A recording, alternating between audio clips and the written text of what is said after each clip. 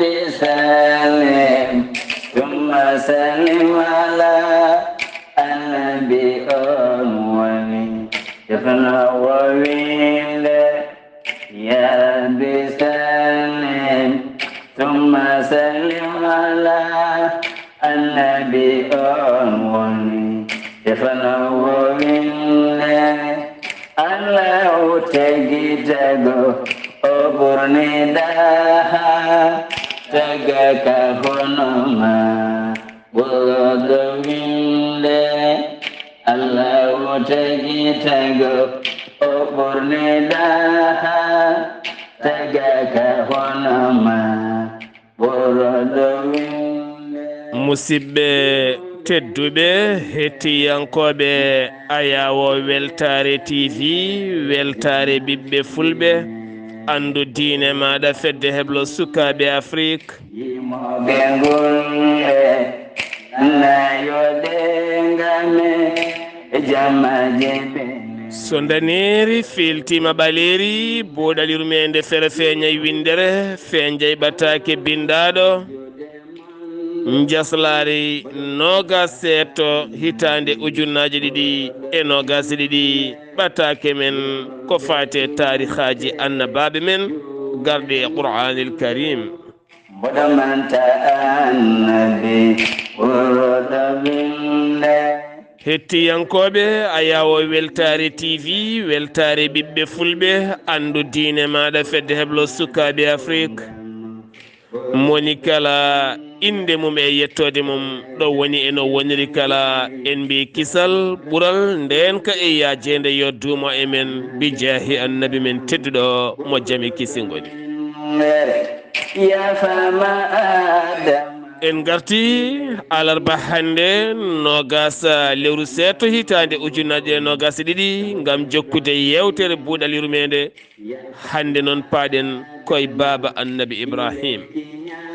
eskey khalilullah sehile allah o moƴƴo o mo ñemtinten diine mum o koye on paaɗen hande eɗen jaada ceerno men musidɗo men giɗo men sehili men ceerno khalil abdoullahi sy amin ñaagui yafuya noon nde tawno ɗeɗo henna balɗe kala ɗen keewi messuji privé guila mbattuɗen wadde ɗeɗo henna jewte ko fate banggue annabaɓe won hen noon eɗen ketto mbiya ha a hettima on jabaki kono eɗen ñaago yafuya no fewi nde taw eɗen gandi lewru korkane faaɗi yimɓe ne nangui guila e journal uji windude journal uji wadde haajuji goɗɗi wiide ne hetto kadi audio kala ne muusi ha ɓurti taw kadi wona namde ko calminali ɗum noon goto foof ɗo woni ɗo salmini tan duwima yettima min ñaago yafuya mon jabtimi e momi jabtaki kala ɗum noon ceerno khalil abdoullahi sy bandiraɓe kala ene mbaɗa message privé ene calminma ene duwonoma ene duwono weltare tv kala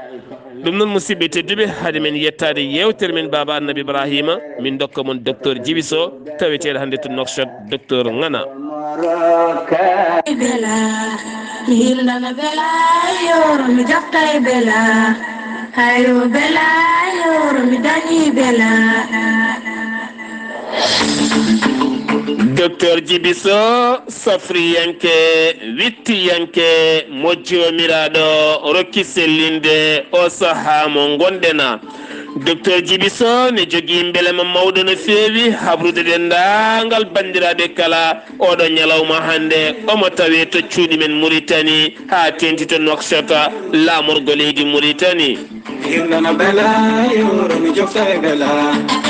docteur djiby sow ne tawe to legal 6e sa ƴetti bedda paɗo carrefour boudaha sa ɓenni jama keso nan ɗona a ɓenni galle dewɗo hen galle ɗimmo ma tawɗon étage gris bleu ko ɗon docteur djiby sow tawete ma tawɗon tableau mawɗo ene winda djiby sow grande guérisseur international docteur Kidira ganda a yettima sifti noon docteur djiby sow ko wittiyanke jangguɗo gande muɗum leydi Mali Sénégal e nder nokkuji goɗɗi kala ha woni docteur jogui seeɗan fagal mum hettina e nder windere nde docteur djiby sow ene safa fibron kiis meme prostate soppis hernie nonne kadi tension diabète ɗojjo duumigo koyɗe musoje koyɗe jaaɗoje keeceje musoje guite ŋatoje kono ne kadi donkuɗo jibinde reedu hewndu ñaw ha heewi kala de docteur Djiby Soné safa ha laaɓa sa yiɗi hebde docteur Djiby Sow tawete to leydi Mauritanie kono piɓɗo jultoyde to cuuɗi meɗen kiidira mbatta ko 00222 34 83 26 89 00222 31 27 79 57 so tawi ko numéro ji makko WhatsApp leydi Sénégal 00221 77 244 92 81 so tawi ko numéro makko leydi Mali WhatsApp 00223 70 85 72 47 docteur Djiby Sow wi Mauritanaɓe ngare law komi jultoyowo leydi Sénégal ɓural kole sabure ɓuroɗo windere ala e annabi mo Allah julno sowona yasin ɓuroɗo windere ceerno Khalid Abdoullahi Sy caggal calminali faade e maɗa e duwanadema gandal ma labtungal bisimilla maɗa aɗa e jayde weltare ɓiɓɓe fulɓe calmina bandiraɓe haade men natande jewte meɗen seydi Sy layedema gañamo gañeɗa ko ɓurɗo windere wa aleykum ssalamu wa rahmatullahi taala wa barakatuhu a yawo haɓirirde weltare TV weltare ɓiɓɓe fulɓe andu diine ma mo woni kala min calmini ɗum min juurima ɗum min ñaguima on duwaw kam e yafuya kala min donima neɗɗo foof ɗo woni julɗo nde Allah moƴƴanta ɗum guila e aduna ha e lahara kono kadi mi salmitimama Sar Abdoullahi Sar mi wima kadi mbani ba inchallahu taala en notima noddago ngo en mbi mbani ba ɗum noon eɗen ketti e namde maɗa caggal nde calminɗen dendagal mo ene hetto buuɗal yurmede ngal en duwonima ɗum moƴƴere nde Allah waɗata e mum kisal aduna e lahara inchallah eɗen ketti namde maɗa so hawre welede Allah bisimilla ceerno Khalid Abdoullahi Sy bandiraɓe kala ene calminma ene duwonoma ene duwono weltare TV Mauritanie Sénégal Mali Gambie ha Guinée Bissau kala to leydi Mali musidɗo men ceerno Hamidou Dramé o wi en diwi a haya en gandu noon en diwi sakke ɗon ɗo kalnoɗen histoire annabi Dawouda ko wona ɗum ko hande natten koye histoire annabi Ibrahima baba annabi Ibrahima neɗɗo moƴƴo jiyaɗo Allah ceerno Khalid Abdoullahi Sy holi o gonnoɗo baba annabi Ibrahima eyyi seydi Sar a jarama namdiɗa hande ko baba Ibrahima a namdima neɗɗo mawɗo baba Ibrahima mo ganduɗa enen foof ko e diino makko ndewɗen kanko ñimtinten hatta ha nelaɗo o sallllahu alayhi wa sallam kanko ñimtinta en jetti Allah Ibrahima kanko jibinimo ko biyeteɗo Tarah woɗɓe ne mbiya Azar kono noon wiyama on ko bappaño makko kanko bamma ko wiyete ko Tarah on jibini ɗum ko biyeteɗo Nahur on jibini ɗum ko biyeteɗo Saruh on jibini ɗum ko biyeteɗo Arhu on jibini ɗum ko biyeteɗo Falaq on jibini ɗum ko biyeteɗo Abir on jibini ɗum ko biyeteɗo Shalakh on jibini ɗum ko biyeteɗo Qinan on jibini ɗum ko biyeteɗo Arfakhshud o jibini ɗum ko biyeteɗo Sam jibini ɗum ko biyeteɗo annabi Nuhu to banggue asko banggue bammakko ko ni woni ko ganduɗen e asko makko wa amma so tawi koto banggue nene makko ko ganduɗen hen nene makko wiyete ko Umaylatu kanko annabi Ibrahima jibini on ko biyeteɗo Karbina jibini on ko biyeteɗo Karsa jibini on ko biyeteɗo Arfakhshud ɗo ɓe kawri e asko mabɓe jibini on ko biyeteɗo Sam on ne jibini ɗum ko biyeteɗo Nuh wadde kamɓe ɗiɗo fof ɓe jaltoy koye annabi nuhu sa rewi asko mabɓe yummakko e bammakko fof kanko annabi ibrahima. so ɗum ɓenni hakkude annabi ibrahima e annabi nuhu ene juuti seeɗa kono noon ko annabaɓe ɗiɗo tan keeɓi lombade ɗon, annabi huudu e annabi salihu ko jannguɗen e tarih ko ɓeeɗo keeɓi lombade hakkude mabɓe, ɓeeɗo keeɓi nelede ɗon. ko heddi ko e fatara hawruno. ɗum noon ko oɗo namdindahol kanko ko ɗum ɗo ko ganduɗen e asko makko. ɗum nen eɗen paɗi namdal gongal so hawre weledal Seydi Sarr.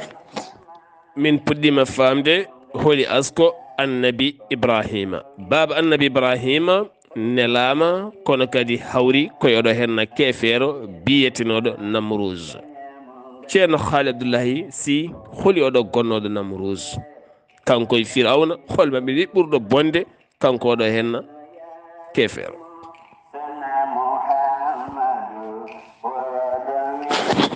hey Seydi Sarr, mi salmitimama, mi nani namdal maɗa payodingal, namdal ma ɗimmal. mbiɗa ko namrouz namdiɗa. namrouz ko kefeero bonɗo, kefeero meɗɗo laamade aduna o fof, to aduna tuggi e to aduna haaɗi. nde wonde sa namdama hol mennoɗo laamade dendagal aduna o wi koɓe nayo, ko yimɓe nayo meeɗi laamade aduna o fof. hen ɗiɗo ko julɓe gonɗinɓe Allah, hen ɗiɗo heddiɓe ɓe ɓen ko yedduɓe Allah. ɗiɗo gonɗinɓe Allah ɓe ko annabi Sulaymana, on meeɗi laamade aduna o fof. goɗɗo o ko Iskandar walla mbiyen Zulkarnayni, oɗo kañumne laaminoma to aduna o tuggi e to haaɗi. ɓeɗo ɗiɗi ko gonɗinɓe Allah. ɗiɗo heddiɓe ɓe laaminoɓe aduna to tuggi e to haaɗi, ɓen hefreɓe ɓe ko Namrouz oɗo mo namdiɗa e goɗɗo wiye Buhtun Nasar. ɓeɗo ɗiɗo meeɗi laamade aduna o to tuggi e to haaɗi. oɗo Namrouz noon jibinɗo mo wiyete ko Kan'an, fami. nena makko noon ƴettimo ko ɓi zina kanko. nena makko bam makko ko laamɗo. nena makko noon huuli so tawi babiraɗo o mayi, jawdi ndi e laamu ngu fof ma yeeɓe nattat wonde galle mabɓe ɗo, ɓayde ɓe jibinani. caggal ɗum noon nena makko jebbili hoore mum, hokki ɗum gorko goɗɗo. gorko o dañji e mum oɗo ɓiɗɗo biyeteɗo Namrouz. babiraɗo ko dimaro jibinta. oɗo Namrouz oɗo adi ɓornade tengade kanŋe e aduna, fadde ko jannguɗen e tarih. ɗum ɗo noon ko caggal nde annabi Ibrahima wedda e jeygol. on saaha Namrouz kanko laami aduna o fof, kanko tan hokkata nguura ko yimɓe ñaami. o hokkata nguura hay goto so wona sa ari gonɗinamo jedda Allah subhanahu wa taala o rokkuma nguura. sa yeddani Allah o tottatama nguura. annabi Ibrahima noon hawri e makko yeehi toon ñaagoyade nguura. o sali hokkude annabi Ibrahima, o wi so wona ndeɓa e yam jaɓa ko gonmi ko. annabi Ibrahima sali, wi min mi rawata e ma. annabi Ibrahima yeehi nokkoyi ceenal ha nokku mo jogui o heewi. annabi Ibrahima faari ceenal ngal galle mum. nde o yetti galle makko tan ceenal ngal wonti condi. ɗum waɗi o watti wadde hen komo ñaama, waɗa hen mburu, waɗa hen beñe kanko annabi Ibrahima. kanko e kala gonɗi noon ɓe ñaama hen. oɗo woni Namrouz, o bonɗo ko oɗo woni Namrouz. eyyi ɓaade ko ngallon namdal namdida hol kanko ko ɗum ɗo wonno sifa makko kanko Namrouz. ɗum noon bisimilla maɗa e namdal gongal inchallahu taala. est ce que aduna Allah rokkuma laamade aduna o kala, jedda joome ha garɗo maɗa ñammina kala, mbiya so yeddani Allah gonɗinma a ñamminta ɗum. ceerno Haali Abdoullahi Sy a haali e nder ko kalɗa ko hakkunde Namrouz e baba annabi Ibrahim, a haali ɗon caggal weddede jeyge baba annabi Ibrahima, ko ɗon o ɓorni tengade kanŋe kanko on kefeer. ceerno Abdullahi Sy holko saabino weddede baba annabi Ibrahima e jeygue holno ɗum yarno seydi Sy? eyyi seydi Sar mi salminima lawol gongol. eyyi banggue annabi Ibrahima weddede e jeygol he sababu o ko tawi jinnaɓe makko kene cujjana sanamuji, tawi ɓe gona gonɗinɓe Allah o tawi koɓe cujjana sanamuji nde wan noon ko e fatara bonɗo o tawi ɓe fatara woni annabi ɓenni annabi goɗɗo suwa taw arde ɓe dañani pewnowo ko ɗo o tawi koɓe cujjana sanamuji. annabi Ibrahima kanko Allah fewnimo guila o yaltani aduna. Allah wi min dokki annabi Ibrahima peewal makko ko adi nde omo hellife gila ko cukalel, kono noon peewal makko fuɗɗima gila emo nder reedu nene makko. on saaha nene makko so wi ina sujjana sanam tan kanko o fetoto nder reedu to o sara koyɗe ɗe nene makko ronka turade yidde sujjande sanamuji ɗi, wadde o ɓami haɓanade l'islam gila omo woni to nder reedu nene makko. ɗum waɗi sababu Allah yuɓirimo ɗum ɗo. hande o kala dewɗo l'islam ñemtini ko baba Ibrahima. wadde sen paami annabi Ibrahima Allah hokkimo peewal gila ko cukalel tuusil ala ɗo heeɓi. sababu weddede mo e jeygol noon ɓe meeɗi jinnaɓe makko ɓe eɓe wondi ɓe meeɗi julde mabɓe ari ɓe mbi eɓe jaaha juuloyde. kanko noon ñande fof ko jennuɗaɓe omo yenna koɓe goni ko ha subaka goto julde mabɓe ari kamɓe fof poti yaltude ɓe juuloya. to ɓe jahar ɗo noon o yaade mabɓe ha woɗɗoyi o arti hade makko artu ɗo min de mi sellani. kamɓe nden kala e mabɓe ñawowo so daari hoodere dow tan wiyata aha min de mboɗo jogori ñawde. on saaha noon nde ɓe jeehi hakkude lawol tan o yeejiɓe o wi min de mi wona celluɗo no feewi mboɗo yiɗi ruttade mi sellani no feewi. ɓe gaccimo o rutti aɓe ƴettuno ñaɓɓele eɓe mbaɗi less sanamuji ɗi yidde barkinorade barke mabɓe yana e ñamde he kamɓe sanamuji mabɓe ɗi. so ɓe garti ɓe ƴetta ñamde nde ɓe ñamoya. on saaha noon ɓe jeehi Ibrahima arti o ƴetti jambere makko o fayi to sanamuji to o tawi ñamde nene woni less majji. o wi on ñamata onon sanamuji, ɓe jabakimo. o wi mboɗo haaldemo noon nawta kon, ɓe jabakimo. kamɓe fof o soppiɓe o feccitiɓe o waɗiɓe peccitte o rutti o ƴetti jambere nde o heddi mawɗo ɓurɗo mawnude o ƴetti jambere nde o liggue dande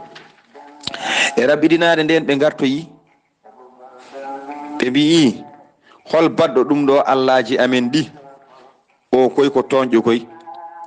woodi wiɓe e nder mabɓe minen min nanino cuko goto ene aybinari ɗo o noddirte ko Ibrahima. heddiɓe mbi gaddoyemo ɗo e yiirude yimɓe he yo lambo hakkude yimɓe he o seedo beele kanko waɗi walla o waɗani. o ari ɓe namdimo an kam ko an waɗi ɗum ɗo allaji amen ɗi an Ibrahima. o wi oɗon celli on tawi oɗon wakki jambere heddiɓe ne peccita kay ko oɗo foti wadde ɗum namdoɗemo kanko mawɗo so tawi ɓe kaala kay.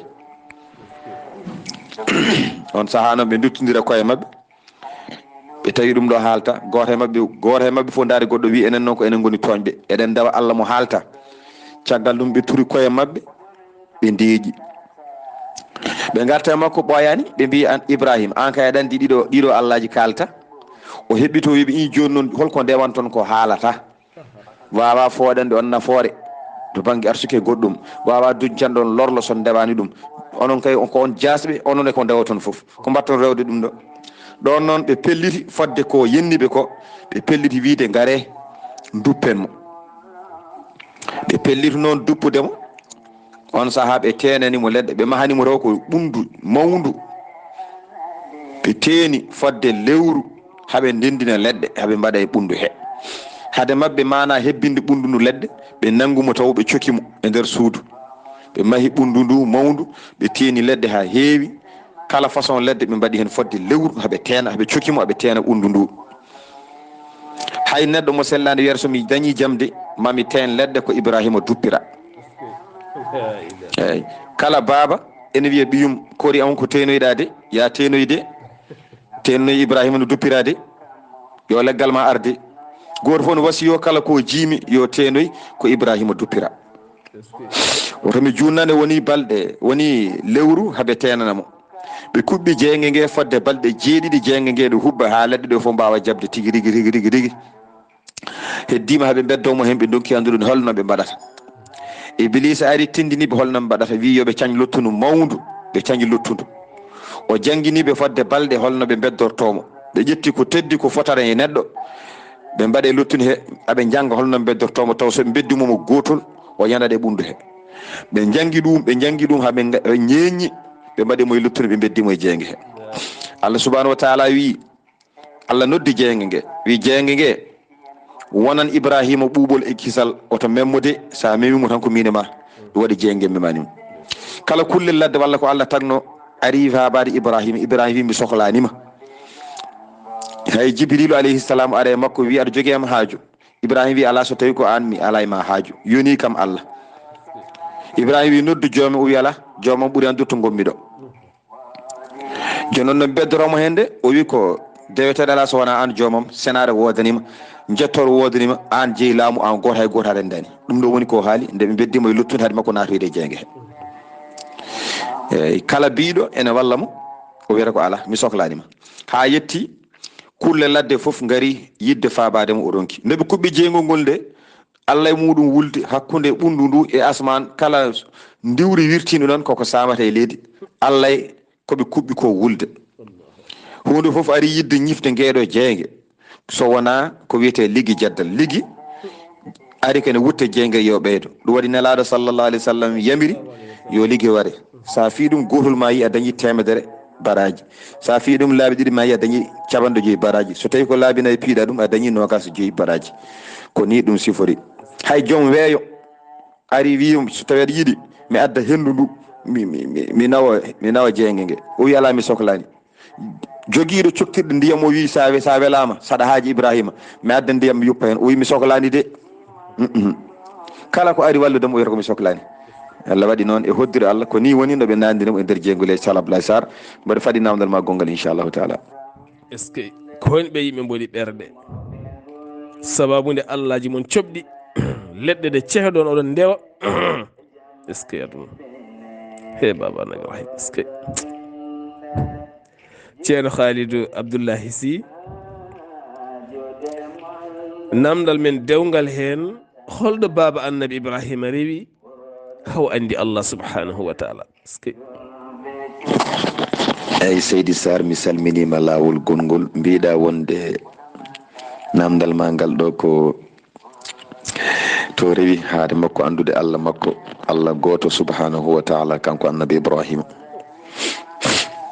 ko adi foof Namruzu bun Kanaan kuɗaɗo Allah o on ene jogui wagueɓe muɗum anduɓe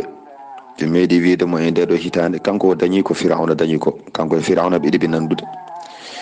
kanko noon ko kanko woni Firawna e zamanu annabi Ibrahima kanko oɗo Namruzu o dañi ko Firawna dañño wagueɓe makko mbimo e nder ndeɗo hitande ene jogui cukalel jibintegel ko ngel jogori waylude diina ma mo gonɗa o taw kanko Namruz omo nodda yimɓe e rewdemo kanko woni Allah yo rewe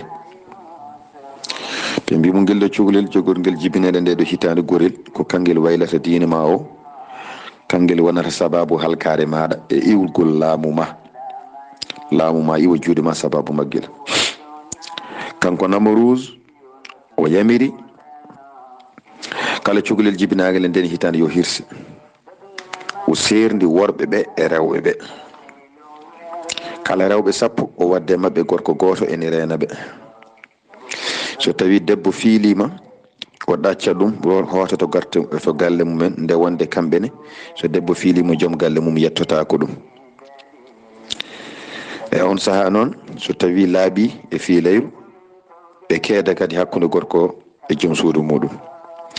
ha waɗi saaha goto Namruzu yaltidi e worɓe wuro ngo fof o nawiɓe banggue jeeri nde o nawiɓe banggue jeeri o ñiiɓi toon fodde ko Allah haaji omo waɗiɓe toon caggal ɗum o dañi haaju wuro kanko mana Namrus woodi haaju peñan ɗum wuuro alay sago wooda mo neli e mabɓe ala mo ɓuri hoolade noon ha yetti bammen Azara bamum annabi Ibrahima ko ono neli o wi aha mboɗo jogui haaju naggam mboɗo wasiyoma ya fewnam haaju sa gasni tan noon artu oto wat toon goɗɗum bamum annabi Ibrahima jaaɓi nde o jaaɓi o yeehi o humti haaju lamɗo o ha gasi o rutti o yettoyi galle makko nde o yetti galle makko o ronki muñje wasde yettade cuddiɗo ɓerno makko foolimo o yetti joom suudu makko e on noon saaha mo yetti cuddiɗo makko annabi Ibrahima jibina hen annabi Ibrahima ƴetta hen nden noon o ƴetti kanko gorko o ruttima ko ladde ɓe goni e nden ɗon hitande foof ko ladde o waɗiɓe kanko lamɗo bonɗo o Namrus debbo o noon nde yeehi hankkadi ne ɓatti jibinde o dogi o fayi ladde o huuli woto ɓinguel makko warede o yeehi o jibina annabi Ibrahima o soomi ɗum e takki o weddi ɗum e cangol saaha foof omo yaha toon o ƴewtoyo annabi Ibrahima no woori o tawa annabi Ibrahima no wuuri ene ɓuuso e feɗenu mum woturu ndiyam feɗenu ɗimmuru ndu ene ɓuuso hen ene muyna hen kosam feɗenu tataɓiru ndu omo ɓuuso hen omo muyna hen nebam feɗenu nayaɓiru ndu omo daña hen ko wiyete juumiri feɗenu joyoɓiru ndu ndun addantamo ko ndiyam tamaro ko ni wayi annabi Ibrahima noon omo mawnira ñalawma goto ko cukalel mawnirta lewru kala ko cukalel mawnirta fodde hitande do fodde lewru kanko ko ñalawma goto watta ɗum kala ko cukalel mawnirta fodde lewru kanko tawat o mawni mawnugol cukalel dariguel hitande on saaha o ñiiɓi ɗon lebbi 15 hitande e lebbi 3 nde o dañi hitande e lebbi 3 on saaha yummakko ari nde yummakko ari tan hen gotol o wi nene hol gonɗo joomam en kaalino noon kanko annabi Ibrahima gila won nder reedu so nene makko wini sujjana sanam o fetoto o salo nene makko sujjana sanam nde o namdi nene makko hol gonɗo joomam nene makko heɓɓiti wi ko min woni joome o wi eyi annen hol gonɗo joome nene makko wi bamma woni joomam o wi nene wadde babam ne hol joomum nene makko wimo deƴƴu woto refti hen nene makko rutti to wuro to tawoy toon babiraɗo o taw ɓe goppitama hankkadi hitande ɓenni o wi ay cukalel biyetnogel ne joguiɗo waylude diine ngel cukalel de ko kangel jibinnen ɗo en on saaha noon baba Ibrahima bam makko e hoore mum immi wuro to ari tawi mo cangol ga salminimo o wi heyma baba hol joomam babiraɗo wi nene ma woni joome o wi nenam ne hol joomum o wi min woni joomum nene ma o wi anne hol joomi o wi min joomam ko Namrus o wi Namrus ne hol joomum babiraɗo fiimo hello wimo deƴƴu o deƴƴi ɗum waɗi o woppiri noon kanko mandi Allah makko gila mo nder reedu ɗum ɗo wona o firani o anda Allah subhanahu wa ta'ala Allah andinimo hawa kanko o ardo e gueɗal makko ɗum waɗi Allah subhanahu wa ta'ala wi min dokki Ibrahima peewal muɗum ko adi gila ko cukalel toksil o rokkama peewal o famminama hol gonɗo Allah subhanahu wa ta'ala caggal ɗum e hoddira Allah o yeehi walloyde yimɓeɓe omo ɓeynjoɓe omo yiiɗi ƴewde hol habaru mabɓe kadi omo yiiɗi fammindeɓe koɓe goni ko fenade to wiyata o yi nangue walla o yi lewru omo sikka ɗum ɗo ko Allah wirnima o andi ɗum ɗo wona Allah wona o anda omo andi kanko annabi Ibrahima te kadi ene jentili nden ko ɓuuri hawrede taw o hellifama taw o nelama nde o haalata kan ɗon haala nde taw o nelama o yiiɗi ittude yimɓeɓe ko e niɓɓere goni nde kanko annabi Ibrahima nde o yiyata lewru kanko annabi Ibrahima o wi ɗum ɗo cikkuɗon ko Allah e aƴare moɗon nden lewru ndu wirni kanko annabi ibrahima o wi mi yiɗa Allah birnotoɗo min caggal ɗum o yi nangue ko adino o yiɗi ko hoodere wirni o yo yiɗa Allah birnotoɗo o yi lewru ndu wirni o yo yiɗa kanko Allah birnotoɗo o wi so Allah fewnanimo mo laata ko yimɓe majjubo jeeya fof wona o anda Allah ɗum ɗo nde o haalata ɗum taw o nelama kanko annabi ibrahima taw o hellifama kono o yiɗi ittude yimɓeɓe koye niɓɓere o wi min mi yiɗa Allah birnotoɗo o yiɗi ko faabade yimɓeɓe ha caggal ɗum o yiyoyi nangue o wi ɗum ɗo de ɓuuri mawnude ko jiyanmi ko o noddi yimɓeɓe o wi cikkuɗon ko ɗum ɗo woni Allah caggal ɗum noon nangue kadi wirni o wi hemon yimɓe min de komi dandiniɗo ko gonɗono dow mum ko ndewaton ko ndendin toon Allah e goɗɗum ko min komi dandiniɗo min mi jebbilani jatam mi fanditanima dewal wonande on tagɗo asmanuji e leyɗele mi rewa on ɗon diina oñiɗo e dendagal diineji pewɗo e diina poociɗo min mi nderendinta Allah e goɗɗum dewal eyyi ko ni henna kono kanko gila o ari omo andi Allah subhanahu wa taala gila mo nder reedu o ɓami haɓanade Allah subhanahu wa taala kanko oɗo annabi ibrahima ɓayde mbiɗa holno andiri joomi ko ni ko mbawɗen meftude hen seeɗa ko ɗum ɗo inchallahu taala eɗen padi ko namdal gongal inchallahu est ce que yo Allah rokku en andude men holi Allah yo Allah min ɓerɗe men nde ha ganden Allah yo Allah rokku men waadino baba annabi ibrahima ni est ce que baba annabi ibrahima ceerno Haali Abdoullahi Sy baba annabi ibrahima meeɗi ñagade Allah hollam sa wari holno gurtinirta holko adduno sababu hawnamdi ngal namdal Allah subhanahu wa taala eyyi seydi Sarr mi salminima lawol gongol mbiɗa so tawi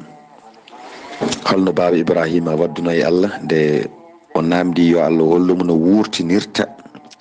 mayɓe eyyi ɗum sababu muɗum ko ibrahima meeɗi wirtade jiiba jiiba neɗɗo wiyama ala ko jiiba mbabba wiyama ala ko jiiba lingu mawngu o tawi noon baroɗe e diweje ene ñaama hen ɗon tan o wooɗa e ɓernde makko nde Allah hollatamo holno imminirta ɗum ɗo o heɓɓiti e hoore makko wi mbaɗandi Allah ala ko ronki mboɗo yiɗi noon andude holno Allah wurtinirta ɗum ɗo mi ɓeydo yananede wiyama ko ɗum ɗo addinimo woodede yo Allah wurtin hunde o ndaara wiyama ala nden o hujjodiri e oɗon Namorus kanko mana annabi ibrahima hujjaji ɓe kaldunoɗi o kanko hakkude makko e Namorus nde ɓe kaldi nde o haali haala Allah Namorus wi bete Allah no woodi ko wona kanko Namorus namdimo hol joome o wi joomam kanko annabi ibrahima o wi joomam ko gurnowo barowo kanko Namorus o wi min mboɗo wurno mboɗo wara o noddi neɗɗo goto o wari ɗum o noddi goɗɗo woppi ɗum o wi mi wurni oɗo mi wari oɗo annabi ibrahima wimo ala wona ni kanko o wurnirta ko kanko ƴettata ko wurnata ɓandu ko o nanna e ɓandu he ɓandu ndu wuura ko ɗum woni gurnugol makko wona tan nodda neɗɗo goppa ɗum o wi beele jomum no waɗa ɗum o wi aha o wi beele a yiidu ɗum yittere ma jonnon ngal namdal woni sababu o yiɗi namdade Allah subhanahu wa taala o yiira yitere makko pour en cas janggo ɓayɗo namdama ɗum hande on saaha kanko annabi ibrahima o wi joomam mboɗo yiɗi kollami holno gurtinirta mayɓe Allah subhanahu wa taala wi mbete a gonɗinani kattam ɗam wonde mbeɗa wawi wurtinde mayɓe annabi ibrahima wi ala joomam mboɗo gonɗini kadi mbiɗa andi aɗa wawi mboɗo gonɗin ɗum ne kayne jimmi tan komi ɓernam ɓeydo hibidade e ɗum mi yiira yiteram mi ɓeydo tindinade kattanɗe ma e doole maɗa mboɗa andi ke aɗa wawi Allah subhanahu wa taala wi bisimilla mi faami jaggu diweje nayyi o jaggi diweje nayyi kanko annabi ibrahima ene hen diwde biyetendi daddo, ene hen ko wiyete jeeyi, ene wiye en woni hen goriyal, ene woni hen ɗawus. ɗiɗo nayyi o jaggi Allah wimo taj koyeɗe ha serta e ɓalli he, koyeɗe foof ndendinaɗe ɗo maɗo goppaɗe ɗon. ɓalli ɗi kanji diweje nayyi ɗe foof ndendina mbaɗa e wowru woturu. ɓalli ɗi e siggeji ɗi foof woto ɓorɗi ni loppaɗi loppa e wowru he ha ɗigga ha wonta tamande wotere mbayano jiɗɗo wadde bulet ni. sa waɗi ɗum a gasni ƴeewa kaaƴe nayyi, so wonti longere wotere tewo e sigeji ɗi, tebbuji ɗi e sigeji ɗi mbaɗa longue nayyi, longere foof pawa ɗum e dow hayre. jooɗoyɗa to jagga hoore goriyal mbiya goriyal. sa wi gori tan ma gueɗa ma feccere ummo e tamande ndeɗa, feccere wonde immoto, feccere wonde immoto. tamanɗe nayyi ɗe kala ko gori o jeyno hen ma ɗum ɗiroto ara foof renda ara sengo e hoore gori he, gori yo daro wona e joggude. annabi ibrahima ko noon waɗi, gori yo dari wona e joggude. o ƴetti daddo, o jaggi hoore daddo, o noddi daddo, joowe nayyi ɗe o jowito e tewuji ɗi. a yiyat tan kala ko daddo o jeyno e ndeɗo longere ene ɗiro ne yalta e longere he. ko daddo o jeyno to foof nde wonno ko loppiɗo foof koko rendi, kala ko daddo o jeyno ene ɗiro e pecce nayyi he. ari ha dari woni daddo no wonirno ni dogi ari omo jaggi hoore nde jungo makko sengi hen. ko ni o waddi e ndiweje nayyi ɗe fof kanko annabi ibrahima. Allah hollimo no wurtinirta ha laaɓi ha wi cer fami. ko ni henno o waɗiri kanko baba ibrahima fodde nde o windo Allah yo Allah hollumo no wurtinirta. ko ni o golliri hakkude makko e Allah subhanahu wa ta'ala. Olifamonjidata Allah yedama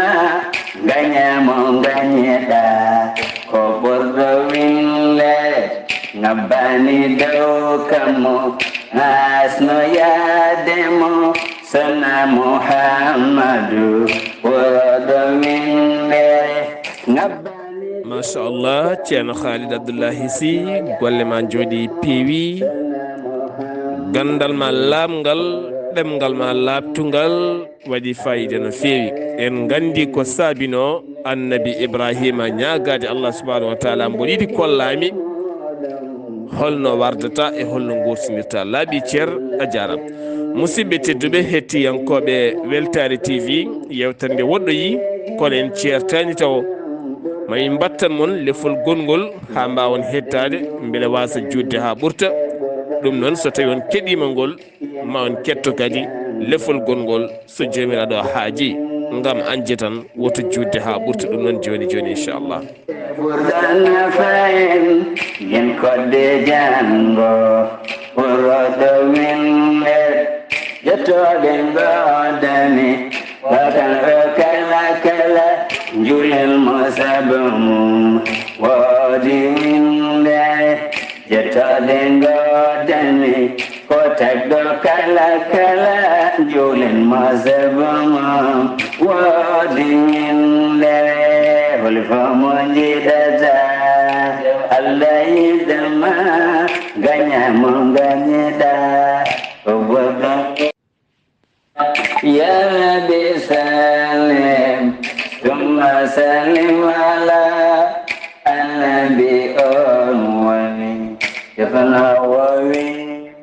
musidɓe tedduɓe hettiyankoɓe ayawo Weltare TV, yewtere men buuɗaliru mende ha hande ɗen nayo e baba men annabi ibrahima woni Khalil. eɗen gandi Khalil so en naate maayo mum ngo ko maayo yañgo, kono en meftat tan ha yimɓeɓe ɓuuri wawde famde. ceerno Khalid Abdoullahi Sy eɗenayi Khalil, jiɗɗen arde koye suddiɓe Khalil hakkude Sahara e Hajar. holno hakkunde mabɓe waduno ceerno Khalid Abdoullahi Sy? ɓurɗo winde yimoɓe golle. Seydi Sarr, namdal ma gongal namdiɗa ko yummen Hajara hakko hakkude makko e yummen Saratu. Yummen Saratu woni mawɗo, woni cuddiɗo annabi Ibrahima gadiɗo mawɗo. Yummen Saratu noon o ɓoyde baba Ibrahima ɓe dañani ɓiɗɗo, ɓe gondi hedde duuɓi 9 ɓe dañjani ɓiɗɗo. Kanko yummen Saratu, kanko woni cuddiɗo mum annabi Ibrahima gadiɗo. Ɓe ɓoydi noon hedde duuɓi 9, kanko yummen Saratu o jibinani. Ɓe meeɗi yaade Misra noon honoyde haare ɓe hoddiri Allah, ɓe keɓi toon yummen Hajara ari woni korɗo mum yummen Saratu. Kono yummen Hajara noon jeeya koye laamɓe, ba makko ko laamɗo, kamɓe leñol maɓɓe ko laamotoɓe e on saaha Misra. Alhamdulillah, ɓe hoddiri Allah, ɓe dahimo, nde ɓe dahimo ɓe gaddimo, o woni korɗo mum yummen Saratu, kanko yummen Hajara. Saratu woni joom suudu mum baba Ibrahima ko adi, o woni korɗo mum, omo liggono ɗum. Caggal ɗum noon juutiɓe dañani ɓiɗɗo, kanko yummen Saratu hakkude makko e baba Ibrahima. Yummen Saratu ƴetti korɗo mum biyeteɗo Hajara, o totti baba Ibrahima, o wi ɓayde jibidinani mi rokkuma oɗo ndimɗinamo ndesamo. O resi kanko baba Ibrahima yummen Hajara, nde o resi yummen Hajara tan ɓoyani, yummen Hajara ƴetti reedu e hoddiroji Allah, o jibini. Nde o jibini nde, kanko yummen Saratu o hiri. Allah tini ɗum faami, Allah yamiri baba Ibrahima yo ittuɗon yummen Hajara o eggina ɗum, yo yaltin ɗum galle o, so wona ɗum woto ko welani jolde hakkude makko e debbo mum mawɗo o, nde wonde on ko kirɗo, so hiri noon goɗɗum ne wawi jolde hen. Kiram koko ɓooyi. Annabi Ibrahima ɗofti yamirore Allah, ittimo ɗon kanko yummen Hajara yaade makko, kamɓe ɓinguel ngel. Eɓe jaaha, eɓe naata e ladde, ɓe ganda to payi, eɓe jaaha e yamirore Allah. Ko ɗum woni jiyaɗo Allah, kala yamirore Allah nde Allah yamirma mbaɗa ha timma. Eɓe jaaha e lawol he e hodduroji Allah, to ɓe gari ɗo weeli hodde foof ɗo waɗi ndiyameje, waɗi leɗɗe ñameteɗe. Annabi Ibrahima yo joomam ko ɗo, taw ɓe ganda Jibrilu ne yaada e mabɓe. Jibrilu wiyamo ala wona ɗo joomi wi ɓennu yeeso. Sa'a fof ɓe gara to weeli hodde, o wiya ko ɗo, Jibrilu wiyamo ala wona ɗo ɓennu yeeso. Haɓe gari to Makka woni ɗo, to Makka woni ɗo, nde ɓe jetti ɗon tan Jibrilu wimo ko ɗo,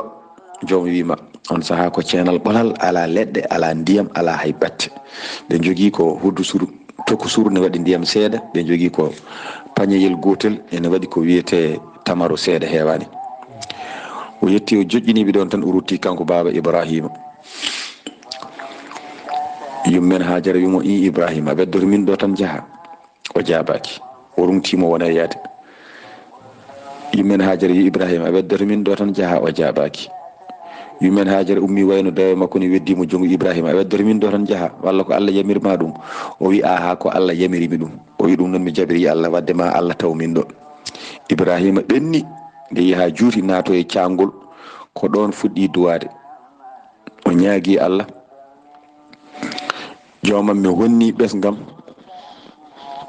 ɗo nokkuma baɗaɗo hurum, ala ndiyam noon, ala ɓiɓɓe leɗɗe. Mi ñaagimama joomam yoɓe gon julɓe, kadi mi ñaagimama ya yiltu ɓerɗe yimɓe ɓe saaha fof ne gara juuradeɓe. Mi ñaagima ya arsuguinɓe ɓesnoje ɗon watta fudde leɗɗe ñameteɗe ɓe ñaama hen. O duwi ha heewi, kala ko moƴƴanta neɗɗo o ɓenni duwa o jaaba. Ko ɗum woni sababu yummen Hajara oɗo ko kanko jibinno baba Ismaila oɗo. Baba Ismaila kanko jibini ɗum. Ismaila koye makko nelaɗo Allah sallallahu alayhi wa sallam yalti. Nde o jibini caggal ɗum duuɓi seeɗa, reedu yummum annabi Ishaqa woni yummen Saratu, on ne reedu mum hiri, on ne jibini. Kono hakkude mabɓe jibinede Ishaqa e jibinede Ismaila gaddinoɗo jibineɗo ko duuɓi 14 woni hakkude mabɓe. Kanko ne reedu makko hiri, o ƴetti reedu, o jibini ɓiɗɗo biyeteɗo Ishaqa, on jibinoyi annabi Yusuf en. on jibini annabi yaqub jibinoyi annabi yusuf e mawɗum en joni noon oga ismaila mawɗo on jibini on nde ɓe goni ɗon leñol gongol ari arabeɓe ene wiye ene leñol ngol ne wiye ko ne bandiraɓe neɗɗo nde jiiri ko andi yeni wawi mam siftorde leñol ngol inchallahu taala nani leñol ngol ari nde ngol ɗon leñol ari ko arabeɓe ɓe ndesi e ibrahima mawnide mabɓe rese mabɓe watti haalde ɗemgal arab kamɓe noon ɓe gona arabeɓe annabi ibrahima en gona arabeɓe ala ɓen ko abraniyankoɓe e nder hen cuhlel ngel mawni koye mabɓe isahaga rese mabɓe nde rese mabɓe hankadin ɓe batti haalde ɗemgal arab ɓe jibina ɓe ha nelaɗo sallllahu alayhi wa sallam jibinoya e mabɓe ari tawi ɓe gonti arabe ɓe kaal arab kañumne hankadin watti haalde ɗemgal arab wonti arabe ko ni ɗum sifori joni noon nde ɓe ɓooyi ɗon ñamde nde gasi dihalkal gasi yummen hajara ene yahani yiiloyo ndiyam ronki noon dañji ndiyam no yiilotto ndiyam ni soyni hayre lesa hayre nde way kono ko ndiyam woni toon ni so nangue wuuli hen sane waɗa noon ko merere o yeehi o tawi wona ndiyam o ngabbe hayre he pour foyade nden hayre woni safa o weddi guir makko o to banggue o yi hayre wonde o dogi sikkata ko ndiyam woni lesto o fayi toon o tawi wona ndiyam o ngabbe nden hayre kadi mo sooyo nden woni marwa o wedditi guir makko kadi ndega hayre nde o ngabbuno o rutti toon o yeehi ɗon laabi jeeɗiɗi kono ko tampere tan e ɗaminare wonde ko ndiyam woni to kala to daari o sikka ko ndiyam woni toon o yaha toon kadi o weddo guir makko banqueɗo o sikka ko ndiyam woni toon o yaha ha woni laabi jeeɗiɗi ɗum wonti jogdu e nder hajju sa yeehi toon alay saago mbaɗa ɗum kala dogɗo ɗon safa e marwa sa yeehi alay saago mbaɗa te sa dogi ɗon safa e marwa laabi jeeɗiɗi o gueɗal makko to banggue baraji ene tawyamo kanko mana yummen hajara ala ko hokkimo ɗum so wona ɗoftare Allah e ɗoftade joom galle muɗum ɗum noon ko ɗum ɗo hokkimo caggal ɗum o eggi o faati to ɓiɗɗo to o yetti o tawi ɓiɗɗo o no fettorto ni ɗo fettorto ɗo ɓuuli ndiyam yalti ɗon ɗam ndiyam wonti biiru zamzam mo nanatane adde ga yimɓe ne dokke ne jara ne barkinoro ko ɗum woni zamzam o ɗum waɗi arabeɓe kalanmami ɗo ɓe ngol ɗon leñol arabeɓe gari ɓe tawi ɓe ɗon ɓen ne jogui jawdi ha heewi enen jogui kosam ha heewi kono noon ngala ndiyam ɓen gari ñaagueɓe ndiyam beelel ngel horata ɓe mbi ha min dokkon ndiyam e dow gueɗel onon no dokko min kosam saabi minen min ngala komin ñaami ɓen batti hokkude ɓe kosam ɓe batti hokkude ɓe ndiyam ɓe goni hoddiɓe ɓe mawni annabi ismaila nehi ɗon mawni rese ɓen hankkadi ne wonti ɓe gonti arabeɓe ko ni sifori eyyi ko ni ɗum sifori inchallahu taala yo Allah won ballo kamɓe koɗoye makka kanko ɓi baba ibrahima biyete ismaila o yummum koɗoye makka yummen saratu ɓesgu mum ngu hoɗoy ko sham fami eyyi ko ni ɗum sifori yo Allah won ballo mbiɗa hetti namdal ma gongal inchallahu taala est ce que ɗum ɗo weli tan ko nata nder suudu ma gudda goya tan ha ɓerde ma nde sukkito est ce que baba annabi ibrahima est ce que yamirore est ce que wonde jiyaɗo Allah est ce que heddade yamirore Allah heddade yamirore joom galle muɗum nde tawno o acci inde mantinide no foti hande debbo e gorko yahata makkatul mukarrama hajjoyde sa dogani safa e marwa hajju ma fewani timmani tene jeeyi sababu ko ɗoftade joom galle mum guitta joom suudu ma cowiɗo gadda ɗum e ceenal ɓolal ala ñamde yarde en wonde hudusuru ndiyam debbo cowiɗo goppa ɗum ɗon ngam anje fitina e nder galleji ɗi Allah ene nana duwaw tene kadi ene totta ko ñaaga nde o duwi Allah addi fof ha timmi ɗon annabi men sallallahu alayhi wa sallam o yalti o enen kala mo mbiyeɗen sen juule mum o arta e meɗen est ce que aduna ɗum noon yo Allah rokkumen ɗoftade yo Allah rokkumen ɗoftodirde ganden aduna ko gasara kono ɗaccen e aduna he batte moƴƴe hono ɓeɗo hen no moƴƴuɓe ɗaccirɗo e aduna he batte moƴƴe ni jarama ceerno Abdoulaye Sy ceerno Abdoulaye Sy baba annabi ibrahima waɗi gorwale mawɗe o jeyama e mahatiɓe suudu kaaba Allah ndu holno ɗum yaruno e hol mahatiɓe suudu kaaba ndu eyyi seydi sar mi salminima lawol gongol jafoɗade hande dande nde nde ñaagui duwaw no feewi. eyi baba ibrahima o matima suudu kaaba. baba ibrahima o matima suudu kaaba. adimade suudu kaaba ndu ko maleykaji. caggal maleykaji ɗi baba adama ari mahi suudu kaaba ndu. caggal baba adama ɓi baba adama biyeteɗo shiisu on matima suudu kaaba. caggal ɗum baba ibrahima ari mati suudu kaaba. caggal ɗum amaliga leñol no wiyani ɓen mahi suudu kaaba. caggal ɗum jurhum naɓe ɓen mahi suudu kaaba. hay ko ngol leñol mbinomi nane ɓe koddi e mumen makka. caggal ɗum usaynaɓe bun kilab ɓenne kadi mati suudu kaaba. caggal ɗum ɓurayciyankoɓe faami. joni noon baba ibrahima nde o mahara suudu kaaba o wondi koye annabi ismaila. ɓi ko oɗo biyeteɗo ismaila gadiɗo jibinede mo nelaɗo sallllahu alayhi wa sallam yalti e mum ko oɗo o matidi e suudu kaaba. eyi ko oɗo o wallodiri nde ɓe mahata suudu kaaba ndu. caggal ɗum kadi mbiɗa banggue kirse ɗe inchallahu taala ene wawi ma en gar hen joni so hawre e welede Allah. kono ko ismaila o wondi nde o mahata suudu kaaba ndu o wondani e gonɗo ko on tan o wondi nde wonde on saaha ko kamɓe tan inchallahu taala. seydi sar mi fadinandal ma gongal so Allah jaaɓi. allah waɗam tan jiɗɗo baba annabi ibrahima kala jamma yiddam tan ko rewde histoire baba annabi ibrahima. ceerno khalid abdoullahi sy ɗo henna laaɓi ceer a mimiɗo seeɗa to banggue kirse ɗe koye majje paaɗen. allah subhanahu wa taala jarribima ɓernde baba annabi ibrahima to banggue kirse koyɗol holno ɗum yaruno ceerno khalid abdoullahi sy. eyi seydi sar banggue kirse jarabuya mo allah jarabinomo wonde yo hirsu ɓiyi ko aɗa andi allah subhanahu wa taala o jaggi ibrahima ko sehil makko. sehilagal ngal noon woni sababu ha allah subhanahu wa taala annabi ibrahima ñaaguimo ɓiɗɗo. nde annabi yo ñaaguimo ɓiɗɗo o rokki annabi yo ɓiɗɗo. on saaha noon allah yiide ƴewdademo yamirdemo yo hirsu ɓiyi ko somo rewi ndo jamiroje muɗum ene ƴeewa gilli ɗi o yiɗi ɗum ndi ko woni sehil mum ko so tawi ene gomɗi walla allah kay ne andi to banggue nder kono allah ene yiɗi ko feeñi to banggue yamirore e hoddiro allah yamirimo yo hirsu ɓiɗɗo. allah hollimo ɗum e koyɗol.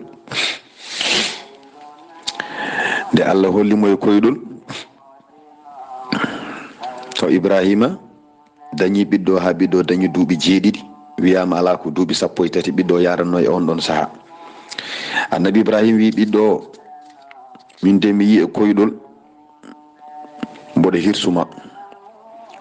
o wi ɓiɗɗo o koyɗol annabi noon ko goonga. joni noon ƴeew holno jiiruɗa. omo yewtude ɓiɗɗo ko yamirore allah. joni holno jiiruɗa. ɓiɗɗo o hebbiti wimo baaba gollu ko allah yamirma ko ay ko jamirɗa ko gollu ɗum ha timma ma tawam so allah jaaɓi min ko e muñɓe jeeyami. mboɗo wawi lelade kirsami ɓayde ko yamirore allah ha gasna hirtude to mi dillani. aha nden noon kamɓe ɗiɗo foof ɓe jebbilanima yamirore allah nde. ibrahima felliti hirsude ɓiɗɗo o yamirore allah nde. ɓiɗɗo o foti felliti ɗowtade yamirore allah lelade hirse to dillani. o ƴetti ɓiɗɗo o nawi ɗum ladde. o waynaka yummo o nawi ɓiɗɗo o ladde. ɓe hoddiro allah ɓe jeehi ha ladde o lelni ɓiɗɗo o. omo yiɗi hirsude ɗum kanko baba ibrahima. ɓiɗɗo o hebbiti wimo baba a lelni kam aɗa hirsami de. o wi ɓortu wuttamo kaɓɓira juuɗam de e koyɗam de. woto mi folwade somi folwima gueɗe ɗiɗi ne wawi dañde hen gueɗe ɗiɗi ne wawi wodede hen ƴiijamam yana e maɗa. sa yeehi sa wiye yanimi wiye ka kirsudemi walla njurumma yana yam somi folwima somi tallima on saha annabi ibrahima habbi nani o ƴetti labiki o fawi hen ɓiɗɗo wimo baba waɗam sir mumil sa waɗi kam sir mumil mbasa yiide guitam sa waɗanimi sir mumil sa fotti guita men potti tan aron kadi yo labiki ɓen njurumma yanade yam fami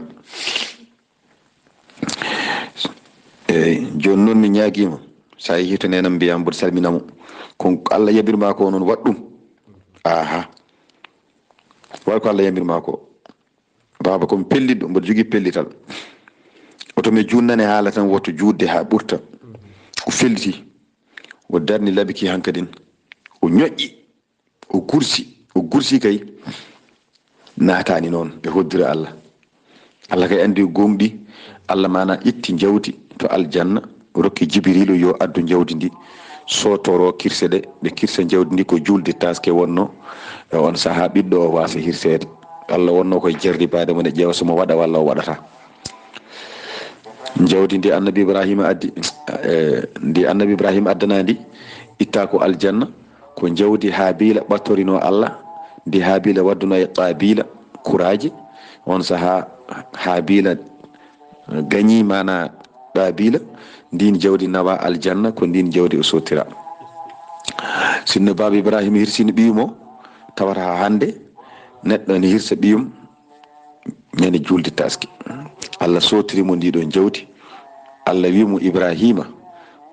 koyɗol ma gonɗi andane kayni a gonɗi a darima e wadda yamirore Allah ha timmi ko ɗum waɗi sababu Allah rokkimo ko kala ko yamira o waɗat ha timma kala ko haɗa o woppat ha timma Allah wimo mami waɗi an ka ñemtunorgal to banggue diine saabi aɗa lebdi e waɗede ɗum kala ko kaɗeɗa a woppat ha timma kala ko jamireɗa a waɗat ha timma ɗum waɗi o dañi ɓural ngal o dañi ngal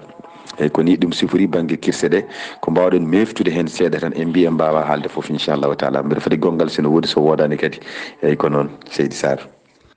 yo Allah rokku men hono ɓiɓɓe Ismaila ɗoftade jinnaɗo mum ha yetto ndiɗo mbaadi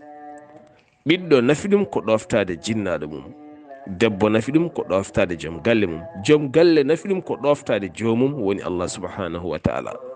sa ɗoftima ko Allah yamirma an gorko joom suudu ma ɗoftimam ɓiye ɗoftimam aduna fewat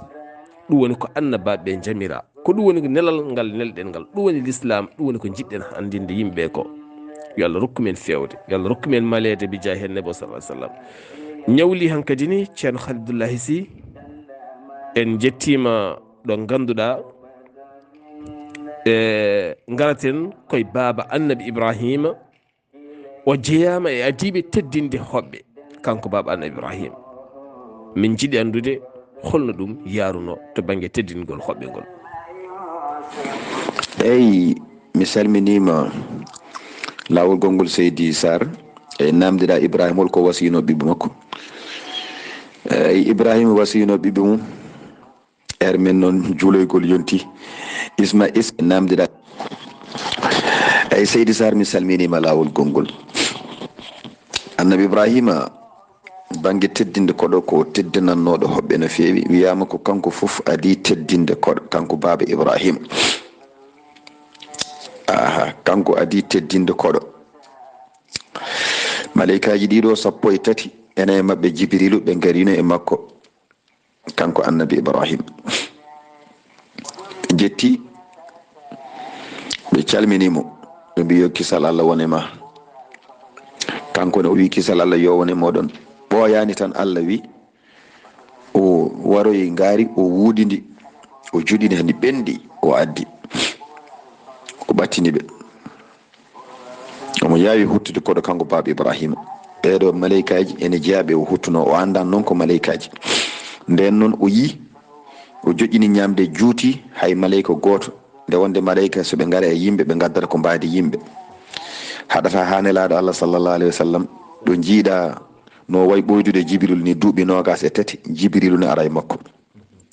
kono meeɗi yiide mbaadi Jibrilu tigi rigui ndi ko laabi ɗiɗi hen gotol ko gaari Hira eyyi hen gotol ko Sidratul Muntahi sidratul muntahi on ala ko waɗimo nde wonno ko yamirode Allah gaari hira noon o faɗɗima nde o yiyi jibrilu nde wonno ko kanko ɗaɓɓi yiide jibrilu caggal ɗum ko heddi ko foof jibrilu arata makko koye mbaadi annabi mbaadi sahaba goto ne wiye dihiyatu koye mbaadi oɗon o arata on faɗɗi sahabaɓe foof koye mbaadi oɗon jibrilu tallorto e nelaɗo sallllahu alayhi wa sallam joni noon kanko ne baba ibrahima ɓe gaare makko mbaadi yimɓe moƴƴuɓe ɓe ndewi ɗon wona ɗon noon ɓe paano tigi tigi ala rewniɓe ɗon tan koɓe jogue ibrahima haaju ɓe paano ko wuuro woto ene wiye saddum wuro ngoɗon ko yimɓe luuɗu ko ɓen ɓe jinno halkoyde ɓen puɗɗi mana ko wiyete luuɗiyankagal ko eyyi gorko e gorko ko gondata ko fuɗɗi ko yimɓe annabi luuɗu joni noon e woddire Allah e ndewito ibrahima ɗo pour weltinirde ɗum Allah ene fiɓe hokku ɗum ɓiɗɗo ɓaɗo ñaagui noon ɓiɗɗo nde o wuuɗi gaari ndi o joƴƴini yeeso mabɓe juutiɓe ñamani o huuli kanko annabi ibrahima ɓe jii e makko ɓe tini o huuli ɓe mbimo woto huuli ibrahima minen ko min nulaɓe joomi min gummi ko to Allah o wi to nela ɗon ɓe mbi min pay ko yimɓe luuɗu amin kalko yaɓe kono noon Allah wiya min dewɗo min beltinirma ma dañ ɓiɗɗo joom suudu ma oɗo ma dañ ɓiɗɗo ene wiye isahaga ɗum ko yummen sarata wonno kadi caggal isahaga mo jogoɗa dañjo isahaga ne ma dañ ɓiɗɗo ene wiye yaquba taw aɗa wuuri ma yimo kamɓe ɗiɗi fof ma yiiɓe on saaha noon joom suudu makko ne darnoɗon liggonoɓe on wone jalde wiyama jaleɗe ko weltare yimɓe halkoyteɓe yimɓe luuɗuɓe saabi koɓe bonɓe wiyama ala weltare nde wona ɗum weltare nde koko annabi ibrahima huuli ko ɗum woni mana ko weltoto wiyama ala wona hay ɗum weltare nde koko dañata ɓiɗɗo o ko nani wonde mo jogori jibinde ko nde wonno duuɓi 9 e duuɓi 8 ɗum o jibiniri ɗon o dikkori kanko ɗum waɗi kanko annabi ibrahima o nani kan haala debbo o heɓɓiti wi ɗum koyne hawni koy minen ɓeɗo min mbawi jibinde min mboɗo jogui duuɓi 9 e duuɓi 9 joom gallam o no jogui duuɓi 100 e duuɓi 20 min daña ɓiɗɗo ɓe mbi aha ɓe mbi ɗum ɗo de ko hunde hawnide maleykaji ɗi mbimo on kawete yamirore Allah ne kattande ɓuuɗum ɗum hawani Allah ne wawi ko ɓuri ɗum caggal ɗum annabi ibrahima faati en namdade ɓe mbiɗon gonɗon koye taw hakkille o decci seeɗa gonɗon koye halkoyde yimɓe luuɗo o yaha o wiɓe mbeteɗon kalkare wuuro ngo ganduɗa fodde juuɓe gonɗinɓe Allah 100 toon ɓe mbimo ala o wi mbeteɗon kalko wuuro fodde 200 julɗo gonɗinɗo Allah nen toon ɓe mbimo ala kamɓe maleykaji ɗi o wi mbeteɗon kalko wuuro taw 4 gonɗinɗo Allah nen toon ɓe mbimo ala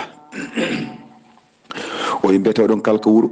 taw worɓe 14 gonɗinɓe Allah nen toon ɓe mbimo ala o wi joni kabare kam bete oɗon kalka wuuro wango gonɗinɗo Allah goto ɓe mbimo ala o wi wadde to paɗon to luuɗu nen toon on ko gonɗinɗo Allah